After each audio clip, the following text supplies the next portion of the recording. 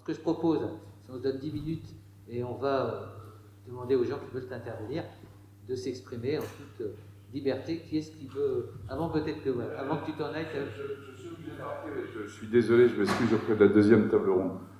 Je trouve que quand même la question d'Éric était pertinente, vous allez la répondre lors de la deuxième table ronde, c'est comment, avec tout ce qu'on avait réalisé, comment nous n'avons pas, et j'assume ma part de responsabilité là-dedans, su transférer finalement une forme de savoir-faire. Bien sûr, en face de nous, il y a des décisions politiques, mais je crois que c'est plus compliqué que ça, et on doit quand même réfléchir bien là-dessus. Le deuxième point que je voudrais dire, c'est que le phénomène n'est pas que français. Arrêtons aussi en permanence parler de la France. Le phénomène est le même. Il est le même aux États-Unis, par exemple, où il y avait une construction qui s'est faite assez analogue, finalement, dans le contexte culturel américain. Et le même en Allemagne, il est le même en Australie, par exemple. Et donc, cette communauté très forte, eh bien, avec aussi des leaders qui se sont retrouvés dans des positions d'interaction entre sciences politiques et milieu associatif, eh bien, finalement, on n'a pas su, pour des raisons diverses et variées, et vraiment, il faut qu'on mette le doigt sur ce qui n'a pas marché, transférer tout ce qu'on avait construit ensemble. Excusez-moi. Merci beaucoup, Christophe Rogier. Merci pour les interventions. Ce qui me frappe, c'est...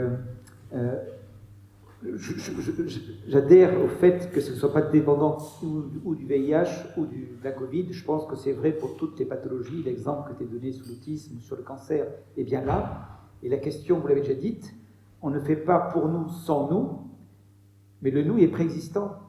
C'est-à-dire que nous, il y a une communauté qui se reconnaît comme telle. C'était donné comme exemple, on va être militant pour les gays, les familles pour les autistes sont un moteur, etc. Et peut-être que ce qui a manqué ou qui manque pour la Covid, c'est le sens de cette communauté-là.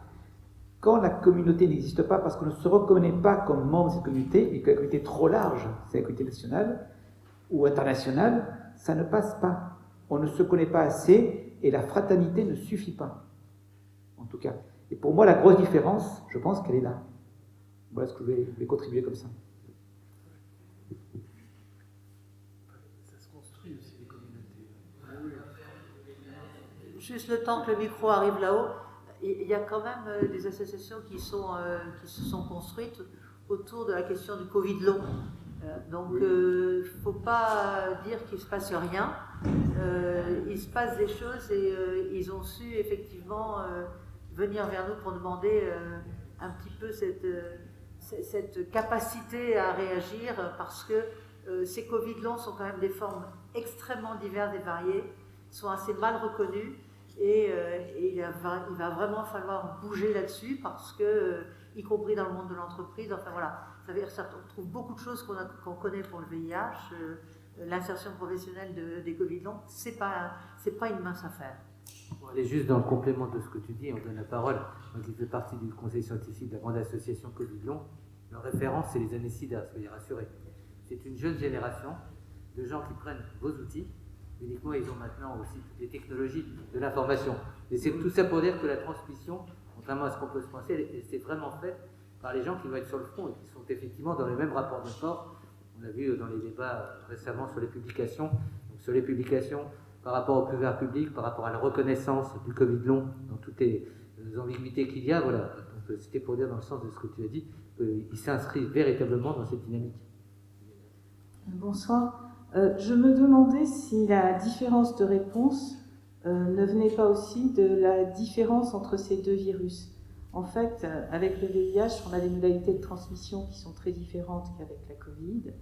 Et les réponses qui ont été apportées sont d'un côté très archaïques. On a répondu avec des choses qui dataient de l'infectiologie, du début de la médecine, avec des confinements. Et on a eu une réponse avec des discours très guerriers sur le plan médiatique. Je crois qu'Éric Favreau le soulignera aussi. Et très peu de femmes, notamment, présentes, ce soir, il y a Christine, mais très peu de femmes présentes sur les plateaux de télévision, avec une réponse essentiellement masculine et quelque chose de très archaïque. Alors qu'avec le VIH, il y avait vraiment à la fois des femmes et des hommes, c'était une réponse collective, et une réponse intelligente qui tirait un petit peu vers le haut et qui était plus appuyée sur une liberté pour certaines communautés qui étaient stigmatisées. Et là, on a eu plutôt le contraire, c'était le confinement, le laisser-passer, et que des réponses vraiment très très archaïques. Et je me demande si la réponse n'est pas uniquement due à des docteurs qui n'auraient pas bien compris ou à des associations qui n'auraient pas passé le relais, mais si ça venait pas tout simplement des modalités de transmission de ces deux virus.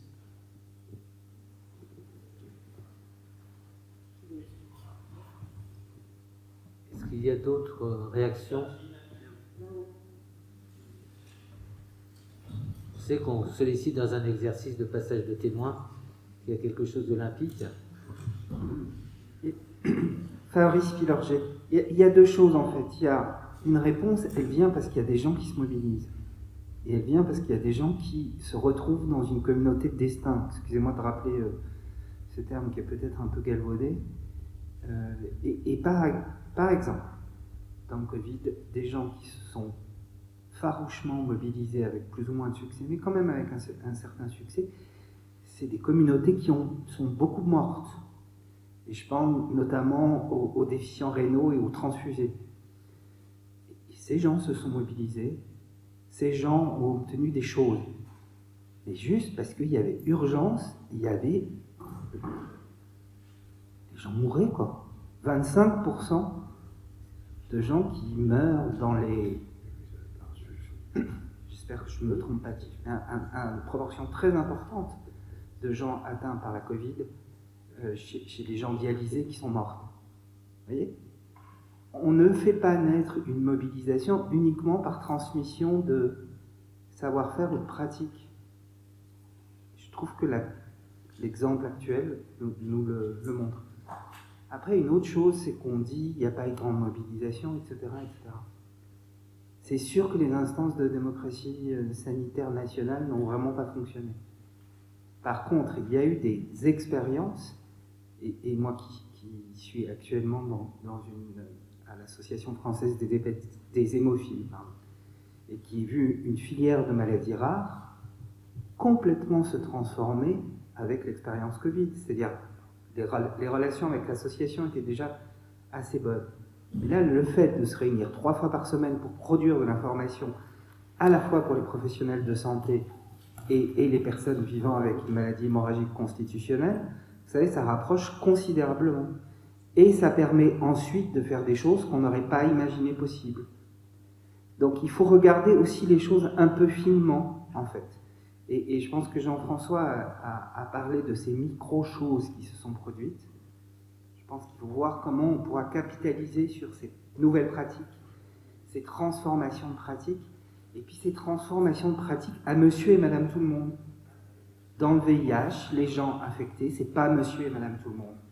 C'est des personnes qui étaient déjà stigmatisées, qui continuent à l'être, avant d'être contaminées. Et ça change beaucoup. La question, c'est comment ces pratiques, ces mobilisations, elles se transforment et elles se transfèrent à monsieur et madame tout le monde.